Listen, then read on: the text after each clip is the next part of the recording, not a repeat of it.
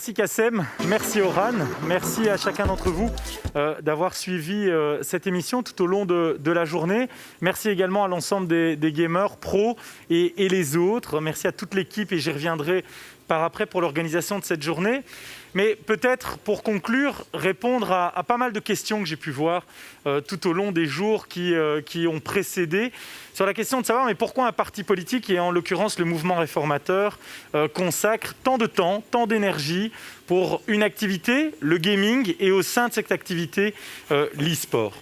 En fait, notre rôle dans la société en tant que parti politique est bien évidemment de pouvoir réfléchir à la société d'après, à la manière dont la société évolue et non pas nécessairement tout le temps regarder le passé.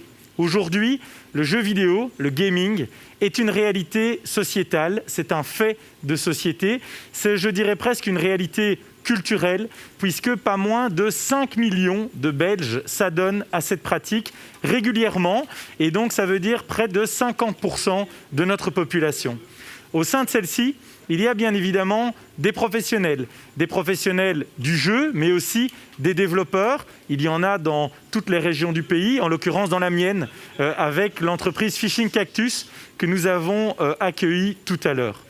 Alors, il y a des développeurs, il y a aussi des écoles du côté de Namur, par exemple, des écoles aussi à Courtrai, l'école de Courtrai ayant été reconnue comme une des meilleures à travers le monde. La Belgique est donc un pays qui aime le jeu vidéo, dans lequel le jeu vidéo a une place à part entière.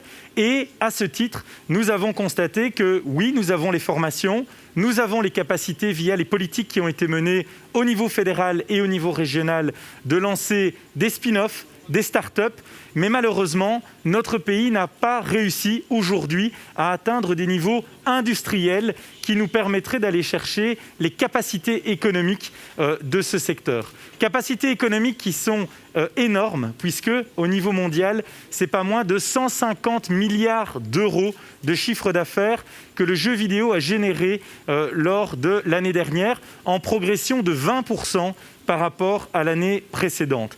C'est colossal, c'est plus que l'industrie du cinéma et de la musique réunie. C'est donc aujourd'hui la première industrie culturelle et créative à travers le monde sur le plan économique. Et donc l'enjeu pour le mouvement réformateur aujourd'hui n'était pas de se faire plaisir, de s'amuser quelque peu avec des jeux vidéo, mais c'est bien plus que cela.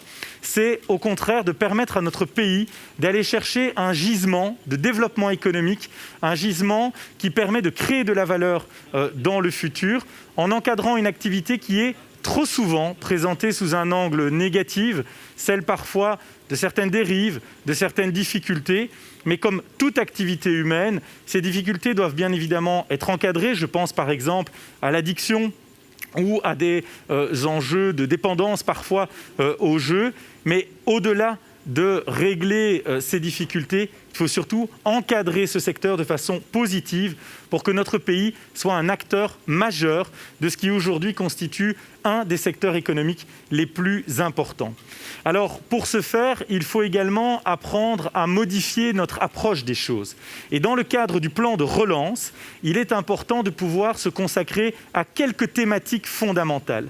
Parmi celles-ci, le mouvement réformateur a placé les nouvelles technologies, et en particulier l'intelligence artificielle, au cœur de ce que doit être la relance pour la Belgique. Nous le voyons, des pays comme la France, qui ont adopté cette stratégie il y a déjà quelques années, sont plus en avance. Il y a de nombreux développeurs de jeux français, et cette intelligence artificielle peut justement se traduire au sein de l'univers du gaming, raison pour laquelle nous nous sommes engagés. Comme vous le voyez, il y a l'enjeu économique, il y a l'enjeu sociétal, il y a également un enjeu pour toute une série de joueurs aujourd'hui qui n'ont pas de statut sur le plan fiscal, sur le plan social. C'est pourquoi le mouvement réformateur déposera également, en lien avec, par exemple, l'OpenVLD, des propositions à la Chambre pour doter d'un statut fiscal et d'un statut social, que ce soit des joueurs amateurs qui ont quelques revenus parfois venant de cette activité, mais aussi des joueurs professionnels, pour certains qui peuvent d'ailleurs vivre de cette activité. Il y en a plus ou moins une cinquantaine qui sont belges aujourd'hui. Pour cela, c'est une question beaucoup plus importante qui se pose à notre pays. Cette question, c'est celle de l'implication des nouvelles technologies dans notre organisation sociale, dans notre organisation fiscale, dans la manière dont nous concevons l'économie et notre société. C'est pourquoi la Chambre et l'ensemble des institutions politiques doivent plus que jamais regarder vers l'avenir. Nous avons une approche qui est souvent consacrée à une économie qui n'est plus en phase avec les secteurs de déploiement. Ces secteurs de développement et ces nouvelles technologies sont souvent, et trop souvent, regardés comme des menaces, comme des craintes, comme des dangers. Nous devons au contraire en faire des opportunités.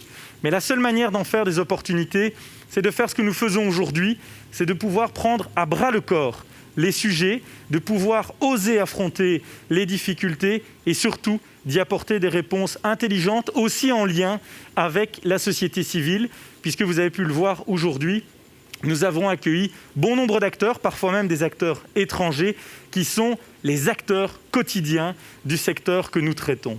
Je ne serai pas beaucoup plus long, simplement une nouvelle fois remercier l'ensemble des intervenants, remercier l'ensemble des équipes techniques, parce que je pense que vous avez pu constater à quel point il y avait de la qualité au niveau image, au niveau son, au niveau des médias en général. Et je voudrais vraiment également, en tout particulier, remercier l'ensemble de mes collaborateurs, que ce soit ceux qui s'occupent des dossiers de fond, que ce soit ceux qui s'occupent de l'équipe communication. Ils font un travail extraordinaire au quotidien.